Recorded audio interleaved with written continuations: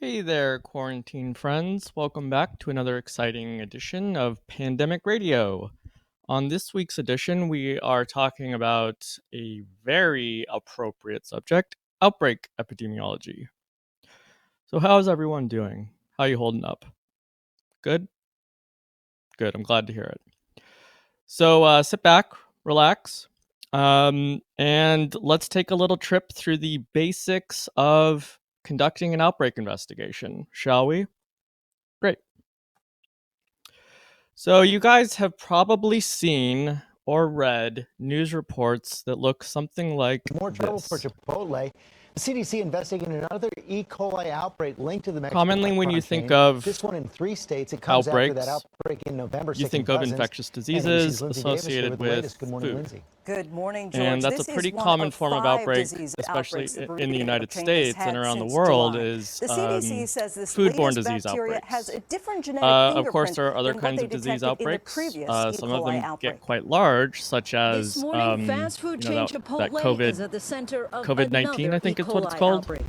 The is going CDC is around. investigating a But second outbreak of the virus this affecting is customers an in 3 example, states. a common After 5 example of people what an say they outbreak got investigation sick looks after like. eating at the burrito And giant this, if in you the last remember, 2 weeks of November. really hit Chipotle Just feel hard like you take the same a route few no matter years where you go ago to eat. I don't think when I'll be eating Chipotle at all. clusters of people This were is just the showing up latest sick, blow to and Chipotle. the common 2 weeks ago, denominator more than 140 was that they Boston all had college eaten at students were sickened with Chipotle, and this norovirus had a pretty big after eating impact at this on Chipotle in um, Boston. And Chipotle at the earlier this time. year, There are 52 people also became examples of sick in outbreaks 9 on different cruise states ships. after falling ill with E. In fact, a lot coli. of major Back cruise then, companies as a actually precaution, the employ restaurant closed several of its stores epidemiologists to on clean their and cruise discard ships ingredients before to conduct reopening. outbreak As for this investigations latest because it's such a outbreak, a common spokesman for problem Chipotle among tells cruise ABC ships. News it was So, not one, that's unexpected, saying, kind of a "We have disgusting fact indicated about cruise before that we ships, and expected that we two, may see what a cool additional cases job that you stemming might from be able to this. land Since this as issue a began, we cruise have ship completed a comprehensive epidemiologist. reassessment of our So, food whether safety you're programs, investigating adding,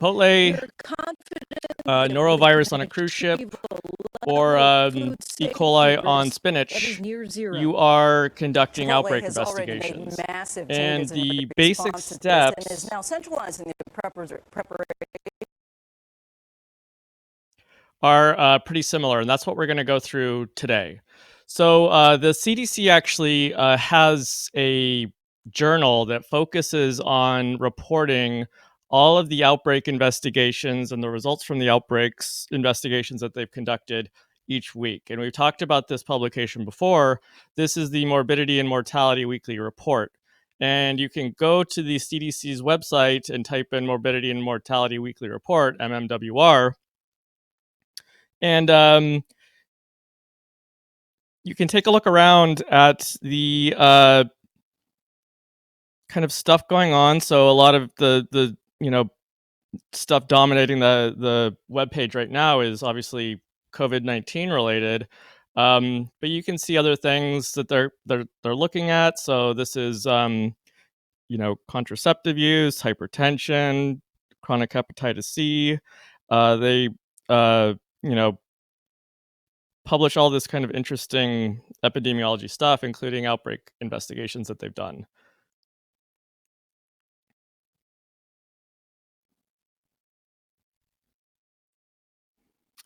Okay, so a common example or a recent example that I think is pretty good and relevant to you guys, that this kind of uh, was dominating the news.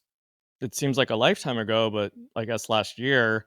Um, you know, Given the uptick in vaping, especially among young adults, they started noticing this outbreak of this strange kind of severe lung disease associated ultimately with vaping.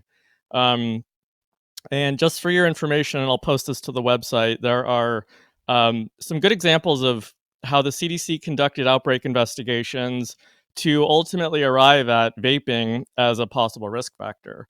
So, as we're going to talk about, typically you start off in an outbreak with just a group or cluster of just sick people. And that's literally all you have to go on. In this case, they started off with a group of sick young adults with this really severe lung disease. And, 20-year-olds should not have really severe lung disease. It's just not a common thing. So when you see a cluster of them, you say, well, what's going on here?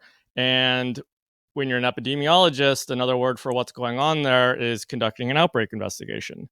So the CDC published a few reports detailing the results of their outbreak investigation. And we're essentially today going to go through all of the steps that they took in conducting this, essentially to use descriptive epidemiology to say, okay, where is this disease occurring? When is it occurring? So looking for kind of patterns over time. Who is it occurring amongst? So what are the demographic characteristics? So you see here, most of them were 18 to 24. A lot of them vaped, and most of those who vaped used THC containing products. So this helped the CDC basically narrow down that this outbreak of severe lung illness in young adults was associated with this THC additive in vaping pens. And they have a few other outbreak reports that they published as well, basically showing, what are the risk factors for this disease. And all of this is essentially the published results of an outbreak investigation. And you guys can basically understand all of this at this point. So hopefully by now, this doesn't look like complete gibberish to you. But if we look through some of the risk factors, they report the odds ratios, which tell us something about the risk factors. So let's look for some good ones.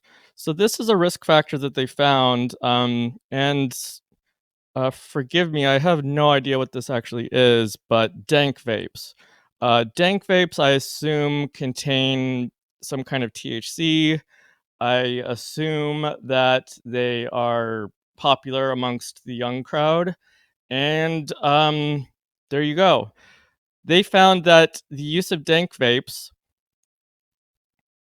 had an odds ratio of 10.1, meaning that those who smoked dank vapes, just kind of fun to say, right? Those who smoked dank vapes had basically over a 10 times the risk of getting this lung disease than those who did not smoke dank vapes.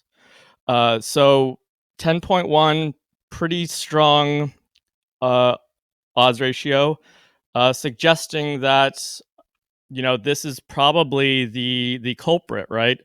Think back to the original outbreak investigator was Jon Snow conducting that outbreak investigation, looking at what's causing this cholera outbreak. He, ultimately whittled it down to the pump handle containing the contaminated water. Well, not much has changed. I mean, some of the technology and stuff obviously has improved, but the basic approach and the basic statistics remain the same. And in this case, the quote unquote pump handle turns out to be these dank vapes. So, this is a judgment-free pandemic radio program. But if you are out there, maybe, puffing away, I guess you do that with your dank vape. Maybe consider this fair warning that, time to cut that out. Okay. Anyway, we are going to now walk through the basic steps of conducting an outbreak investigation, okay?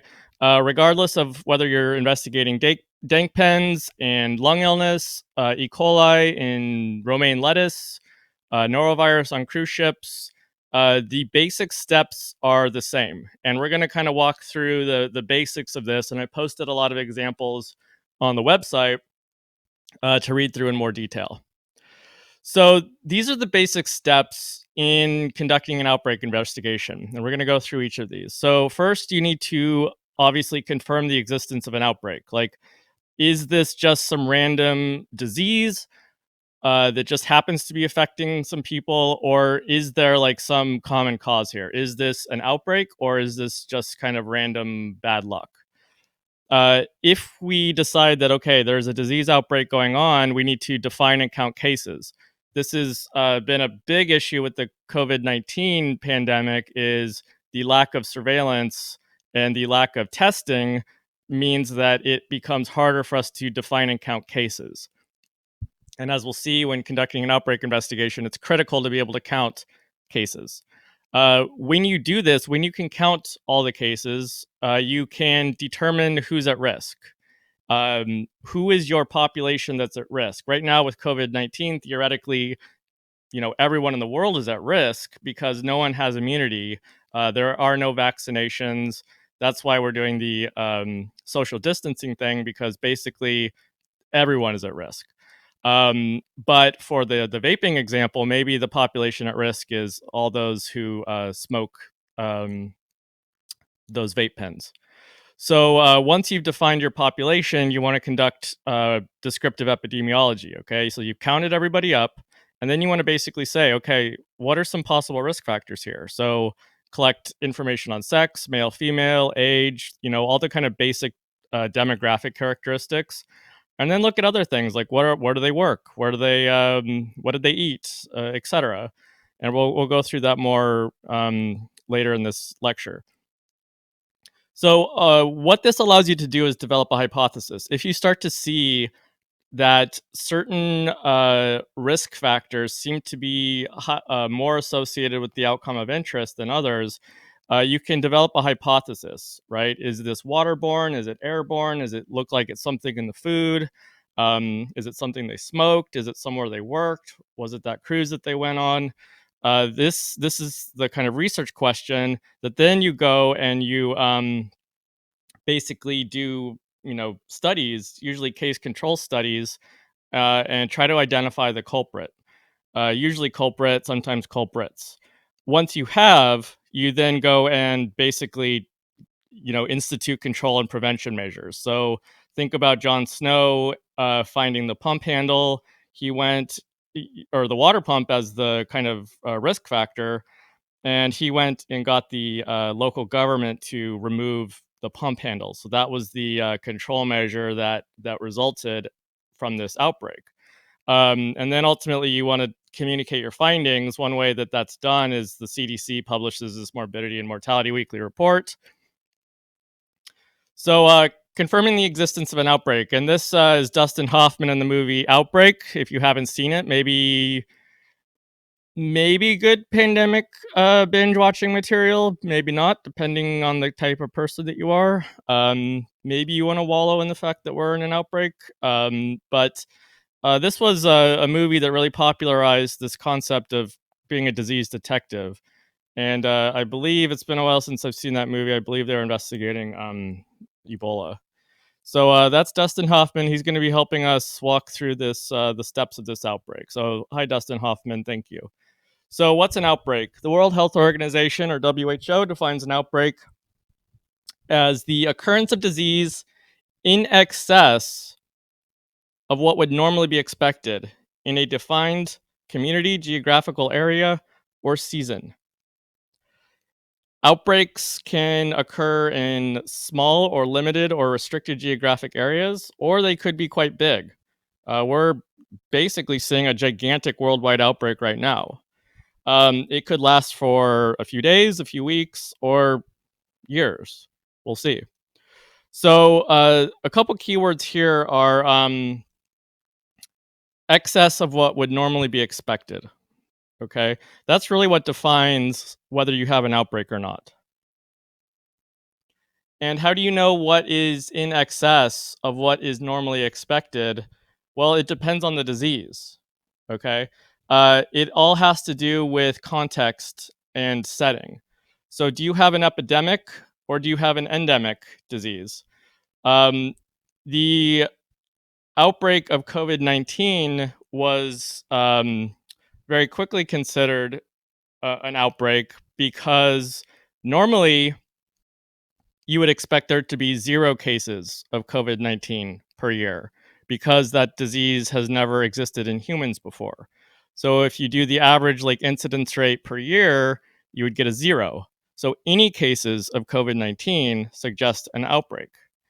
But if you were to go, for example, measure the incidence rate of malaria in Kenya each year, and this year you see maybe 500 cases of malaria in a certain region of Kenya. Well, is that an outbreak? Or do you kind of expect there to be that much malaria there each year just because that's sort of the baseline state of that disease? Well, now switch context and go look for malaria in Alaska. If you see 500 cases of malaria in Alaska, that would be an outbreak, because typically, if you go through the medical records in Alaska, not a lot of malaria there, probably zero. So if you see 500 cases in Alaska, that's an outbreak. If you see 500 cases in Kenya, that is just business as usual, not an outbreak. Okay. So it all has to do with the disease, the context, and it's very specific to what you're looking at. So an outbreak can be one case, or an outbreak can be, thousands of cases. Okay. It all depends. So this is a pretty classic example. This was the MMWR first report of the 2001 anthrax bioterrorism attack in the United States. We typically do not see inhalational anthrax week to week in the United States. It's very rare, very uncommon. So when all of a sudden we saw this cluster of people showing up with inhalational anthrax, even one case can trigger a disease outbreak. Okay. Another disease that comes to mind is smallpox. Smallpox has been eradicated from the planet. And if you were to see one case reported in the United States, that would trigger an outbreak investigation. Okay. That would be considered an outbreak. If you documented one case of smallpox in the United States 100 years ago, not an outbreak. Okay. It all has to do with context. So context. Okay. This is our malaria example in Africa versus Alaska. Okay. Look at seasonal variation. Okay. We expect there to be flu season. That's why we call it flu season. We expect there to be flu at certain times of year than others. Okay. So like in 2009, for example, let me see if I can get this little, whoops. Still figuring out technology. Anyway, in 2009, 2010, this was an abnormal kind of occurrence of influenza activity that occurred at a kind of different time of year than you would normally see. So that might trigger like an outbreak investigation or the early sign of a pandemic. Whereas if you see a spike of flu cases around February, January, February, March, that's just called the flu season. Okay. Gastroenteritis is a disease that is common in nursing home populations, but it is not a common disease among healthy young adults. So if you have 5 cases of gastroenteritis in a large nursing home versus 5 cases of gastroenteritis at a college dorm, one would be kind of background or expected, and one would be an outbreak. Okay, so again, context. That's the name of the game when confirming the existence of an outbreak. Sometimes it's easy, sometimes it's hard. Okay, sometimes the data speaks clearly that boom, you do have an outbreak. Sometimes it's a little harder to tell. Okay, there is no magic rule of thumb. It is up to the epidemiologist investigating to determine whether you have an outbreak or not. Okay. So how do you determine what's expected? How do you know when I say, well, is it in excess of what's expected? What is expected? Well, look back at this point in time, like last year. What was the amount of disease then? How much disease was there last week or the week before that? Try to establish a pattern. Okay. And you can go look at hospital surveillance records. You can request medical records from the hospital. You can survey physicians in the community, survey the community health statistics, and paint a picture for what disease should look like in your area. So if you get a job as an epidemiologist at the health department, understand what diseases are basically occurring week to week and year to year in your community. So if you see a spike, you'll know something unusual is happening. Okay. So now that we've established the existence of an outbreak, we need to establish a case definition. We need to basically say, okay, we think there's an outbreak going on. So what constitutes whether you are an infected individual or a case or not? Okay. How do we basically count up the number of infected people? So here's Count Dracula, the guy from Sesame Street, or the guy on the cereal box. I guess that's Count Chocula. He's gonna help us with this concept. The epidemiologists need to be able to count the number of people, and that's a really critical part of this. Okay, that's why the current COVID-19 pandemic has been such a how do I put this delicately? Not ideal response, because we have not been able to count the number of cases as we would like to. Okay. So, in order to count a case, we need to be able to define what is a case. Okay. So, case definitions are basically a standard set of criteria. So, think about like you have like a list or a checklist on a clipboard, and you're interviewing people and you're saying, okay, do you fit these criteria? Check, check, check. Okay, you are a case. I'm going to add you to our data set. Or if I ask another person, well, maybe you check one box, but you don't check a lot of the others, you're not a case. So you can go home now. So when you're developing a case definition, you need to, basically establish when was your suspected group possibly exposed? What were they doing last week? What are some of their laboratory findings? Do they have they tested positive for like a bacteria, or what are their symptoms? Do they have a high fever, etc. So you're trying to paint a picture of what basically a sick person looks like in this outbreak, and of course that's going to differ from one disease to another. Okay. um, so here's kind of just a really simple example of what a case definition is. Okay, so to be counted as a case, let's say you need to have a high fever, you need to have your symptoms appear, let's say within the last couple of months, or maybe it's even like more recent. So let's say you need to have a high fever, not when you were 9, that's probably a different disease, but you need to have developed like a high fever within the last week. Okay. Maybe you suspect that this is an occupational outbreak, so you need to also be an employee at a particular location. Or maybe you suspect it's due to exposure to some certain type of medicine, so you want to expose it to only certain types of people who may be taking that medicine. Okay, so you need to basically be able to narrow down your list of people that you suspect are a part of this outbreak. So obviously, as we've seen with COVID-19 and with most outbreaks, it's an evolving, changing situation. And when it first starts, you don't really know that much about the disease.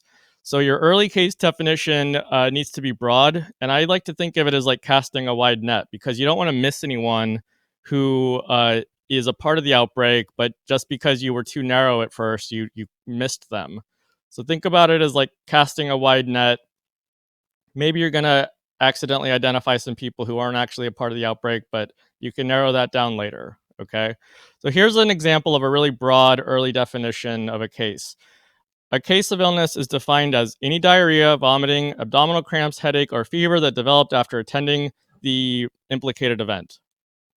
Okay. So pretty broad, but it does help us start to narrow down. As the outbreak goes on and you start to collect more information, maybe you get more specific. Okay.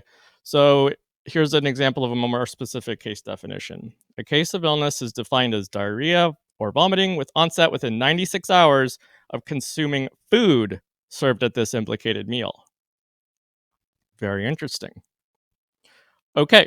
So you have a case definition. You have a clipboard with a bunch of boxes to check. You're ready to go around counting up how many people are in my outbreak. Is this an outbreak of like, a couple of people? Is it thousands? What are we talking about here? Okay. So as we've seen with COVID-19 again, we're basically, especially early on, just counting the obvious cases, the people who are really sick or going to the hospital. And this is often not the whole picture, right? Most people actually with COVID-19 are not going to the hospital and not going to the ICU. A lot of people show very mild symptoms or even no symptoms, so they're going to be easier to miss. So often when we're first starting to count up cases, we're just counting like what we can see, and usually what we can see are like really sick people. So it's kind of like an iceberg. We're only at first able to see the tip of the iceberg, and we really don't know like how big the actual iceberg is. And that's been a big problem with the COVID-19 outbreak, is we've just been able to really count like really, really sick people. And without really widespread testing, we're not able to count people with like really mild symptoms or, people who are asymptomatic, who don't have symptoms. So, start with some obvious stuff, symptoms. But again, not all people have the same set of symptoms. But if they're all related to the outbreak, they'll probably have a similar set of symptoms. Okay. So, maybe, a high fever is a criteria in your case definition. But again, lots of diseases have high fever or nausea or vomiting as a clinical symptom. So, an important part of it, but not the end all be all. When you're counting cases, you need to be collecting information. Okay, not only like what are their symptoms, but like what else about them might have made them a case. Okay. So you need to collect information on their demographic characteristics, other clinical information. Okay. And different risk factor possible information. If you have no idea what's going on, you're going to have a really long list of potential risk factors, right? If early on you suspect like a foodborne disease outbreak, maybe a lot of your questions relate to what they ate in the last week.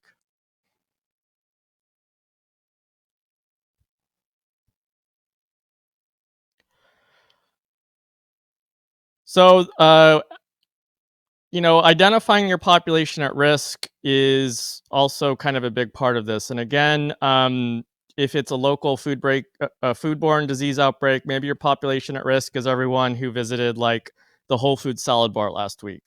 Or maybe it's like as wide as it possibly can be, like the COVID-19 example, where everyone in the world. Okay. So define your population at risk. This is also going to help you count cases. So here's just kind of a example of what that looks like. So it could be, as small as everyone who attended like a wedding banquet to, the whole world. Okay. So when you're collecting risk factor information, remember one of your next steps is going to be to basically calculate descriptive epidemiology. And we know that descriptive epidemiology is basically putting statistics to person, place, and time. Okay. So you need to gather information so that you can do descriptive epidemiology. Okay. This has a major limitation though, because there is really a risk here of bias, either recall bias or misclassification bias. Basically, when people are either counted incorrectly as a case or not, or they do not provide accurate information. So let's think of the example of like a foodborne disease outbreak. Okay. If you, go to the Whole Foods salad bar last week and, you load up your plate with a bunch of stuff, like, maybe you have all this salad stuff and all these fixins, and you don't really like, you're just kind of loading it on. Maybe you're in a rush. And then you get sick maybe a week later, and then you get a knock on the door from the CDC, and there's a epidemiologist with a clipboard, and they start asking you all these questions. What did you eat? When? How many of those like weird little baby corns did you put on your plate? Did you eat olives or not? What kind of lettuce? And you're like, well, I think I had that or this. And are you necessarily going to remember exactly what you ate? What about if you got sick shortly thereafter? and you're hugging the toilet all night long because you're throwing up, you're probably going to be thinking to yourself like, oh God, what did I eat? And maybe you're going to be thinking about it a little harder than someone who, let's say, did not get sick. They're probably not going to remember the same as you, right? So all of this is bias introduced, and it's something to be aware of. Here's an example of how you would collect all this data. And in an outbreak investigation, your basically data set is called a line list, okay? And the line list is going to look different depending on the outbreak investigation, but basically each row is a different suspected case. So give them a random ID. So here's case 1, case 2, case 3, and then you basically just collect a bunch of information on them so that you can go analyze it later. And again, different examples of what line lists look like. This is an example if you are an epidemiologist for the Missouri Department of Health and Human Services. This is the template that you would use to go and collect an outbreak investigation. So you see, basic demographic information, some clinical characteristics and information, some information about possible exposures. This is then going to go basically get inputted into a data set that can be analyzed later. And when you're analyzing it later, you're conducting descriptive epidemiology. And again, descriptive epidemiology is allowing us to find patterns in the data. There is some reason why this outbreak is occurring, and now we're really getting into what's causing it. Okay, so it's important to be able to count the cases so we kind of know the magnitude of the outbreak. But ultimately, we want to count cases so that we can identify the culprit. So descriptive epidemiology broadly is broken down into time, place, and person. And I would argue that time is one of the most important descriptive epidemiology statistics for helping you to solve an outbreak investigation. And it has to do with this magical little histogram called the epidemic curve, or as I like to say, the epi curve. Isn't that cute? So the epidemic curve, or epi curve, depicts the frequency of cases over time, aka a histogram, by plotting the number of cases by date or time of onset. Okay, so what does that mean? I'll show you in a second. This is an epi curve, okay? The x-axis is time, and the y-axis is the number of cases, okay? So essentially, when someone starts to develop symptoms, they go in a box here, okay? So on August 21st, during this time period, 3 people started getting sick, okay? So this is a graph of when symptoms started, okay? Then the next period of time, the early morning hours of August 22nd, 1, 2, 3, 4, 5 people reported symptoms, and so on and so forth, okay? This is an epidemic curve.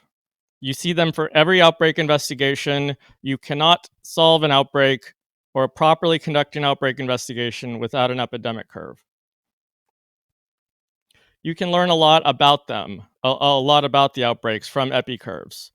So what is the time trend? How long has this been going on? Are there any outliers? How big is this outbreak? And you can get a lot of information from the patterns or what the spread kind of looks like.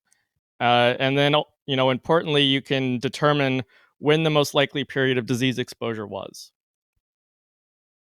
So, for example, this epi curve shows that symptoms started towards the end of August 21st and started dropping off and kind of petering out towards the end of August 23rd. Okay, so this outbreak was a few days. Okay, the magnitude, how tall is this peak? Well, the peak of this, it looks like on the most severe day was about 9 cases. Okay. If you had to describe the overall shape of this curve, I would say kind of a bell curve. Okay. And then possible outliers would be these people at the end. Are they part of the case? Are they cases in this outbreak, or are they just have bad luck and they happen to be getting sick from something else. Okay, so you can use this information to start to whittle down the possible culprits. Okay, oftentimes, especially with foodborne disease outbreaks, when symptoms start to emerge, even within 12 hours, you you don't even know like what's causing it. All you know is that you have a bunch of sick people, with a fever, throwing up, diarrhea. But a lot of stuff could cause that, right? So, like, what is it? There's a lot of different pathogens out there, a lot of bacteria and viruses and all that kind of stuff. What could it be? So, here's how you tell when you do not have laboratory confirmation yet. Obviously, if you look under a microscope or you do a culture or whatever, you can tell clinically. But a quicker way to be able to kind of narrow down the list of suspects is looking at the incubation period for known diseases. Okay. And again, the incubation period is the time from when you are exposed. Like, let's say there is some E. coli on some lettuce and you eat it, and then you get sick 24 hours later. You start to throw up and get a fever. Okay. So that incubation period for you is 24 hours. Okay. It's the time between when you were exposed and the time between symptoms first start to develop. Okay. And every disease has its own incubation period. Some are very, very short. So a lot of foodborne diseases have incubation period of hours or days. Influenza can be less than a week. All the way up to rabies, hepatitis are closing in on half a year or more. Okay. Um, so I like to think of the incubation period as kind of like the fingerprint for all these different things. Okay. So if I'm investigating like this outbreak, which seems to let's say that all the cases have something in common, that they all attended this wedding reception that was a few hours before the first cases started to get sick. So we're talking about less than 24 hours of the earliest possible incubation period. Um, so I can automatically start excluding a lot of these diseases, right? It's probably not an outbreak of hepatitis A because that incubation period is 15 to 40 days. Okay. And I'm looking at something that's more like, 12 hours or so. Okay. So I'm going to go and I'm going to look up all the possible diseases that have incubation periods that are that short. And then I'm going to start looking around there. Okay. So you can calculate the incubation time or incubation period from the epidemic curve. Okay. So the median incubation period is the beginning of when you think people were exposed, so that reception at a wedding, to basically the middle of the epidemic curve. Okay, the distance between exposure and the peak of the curve is considered the median incubation period. Okay, so let's go back to this guy, and let's just say that approximately, let's say, what do we have? 12, 24. So let's call this approximately 24 hours as the median incubation period. But again, this is the nuts and bolts of the epi curve. It shows the date of the illness on the x-axis and then the number of cases. Okay. These little time boxes are going to depend on what you're looking at. Okay. Um, so the little units of time down here could be 1 hour, 2 hours, 3 hours. They could be 1 day, 2 day, 3 day. They could be 6 hours increments. The little increments of time down here really depend on how short or long you think the incubation period is for this disease. Okay, if it's a fast moving foodborne disease outbreak, maybe you break it down by like 4-hour time blocks. If it's a little longer, maybe you break it down by days or weeks. Okay. But regardless of how you do that, each little box is going to contain the number of cases. Okay. Um, So the general rule of thumb is you don't want the x-axis to be too wide or too narrow because, um, if let's say going back to our wedding reception example, if each of these little units was like a week, then all of these would just be piled up in one giant pillar on one time period, right? You need to be able to spread it out enough so that you can start to see the shape, okay? So it's really this kind of fine line between being able to see the shape of the curve, okay? And this is just kind of a general rule of thumb that if you take the average, what you suspect the average incubation period is, and you multiply it by 0.25, that will give you the size of the intervals, okay? So, for example, if you suspect that it's an E. coli outbreak, which usually has an incubation period of like 4 days, your little time blocks would be 1 day or 24 hours. So again, once you've basically built your epi curve, you need to consider the shape. Okay, so the shape of the thing actually tells you quite a bit about it. Um, in addition to telling you what the incubation period is, so this gives you the range. If the wedding reception started at noon and continued until 6 o'clock, then that's like a 6 hour range, 6 hour time range of when people were possibly exposed. Um, and then you can look at your epidemic curve and see when the very first cases started getting sick and then when the last cases started getting sick. So this allows you to calculate a range. So in addition to the median incubation period, you can calculate the very shortest amount of time, which is calculated as the beginning of the, let's say, exposure period, 12 o'clock on the wedding reception day, to when people first start getting sick. That is the minimum incubation period.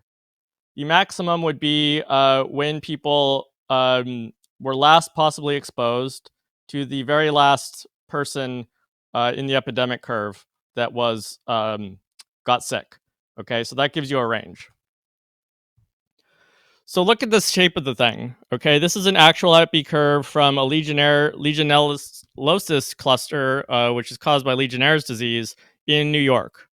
Okay, um, if you had to kind of summarize the shape of this curve, it's kind of that classic bell shape, and you see this kind of classic bell shape curve typically in outbreaks that have one source of exposure, where everyone is exposed to something at one point in time. And this is called a point source. Okay. If let's say everyone is exposed to a salad bar at Whole Foods that has been contaminated that day, and then the next day it's cleaned out and that source of exposure is removed. So the period of exposure is only so long, and the epidemic curve is only going to exist for the people who ate at that salad bar that day. So it's not going to just keep going on and on and on. It's eventually going to end, and typically it's going to have a bell-shaped curve. So when you see something like this, it's typically because there was some source of exposure. Everyone was exposed to it, and then it went away. So then over time, people got sick early on. Then most people got sick, and then it started to go away. And because their exposure was removed, eventually it dies out. So when you have a shape that is roughly like this, um, it's basically indicative of one outbreak from one common source. So this is a point source epidemic, okay? A continuous common source would be instead of that salad bar getting cleaned out the next day, maybe it doesn't get cleaned out. And maybe the same contaminated salad is served every day for a week. And people are continuously exposed to the pathogen in the salad bar. It would look like this. Okay. So rather than kind of having a peak and then going away, because people continue to be exposed to that funky salad, it just goes on and on and on. Okay, until the exposure is removed, then it'll go down.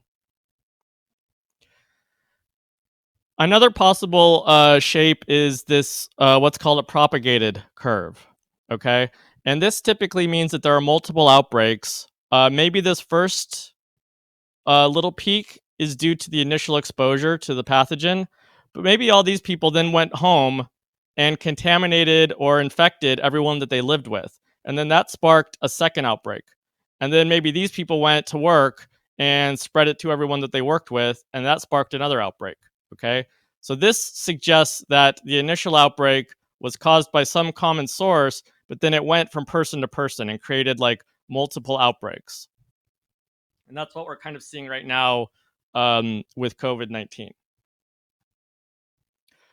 Okay, so I'm gonna pause it here, and we're gonna pick back up on part 2 by talking about the importance of place.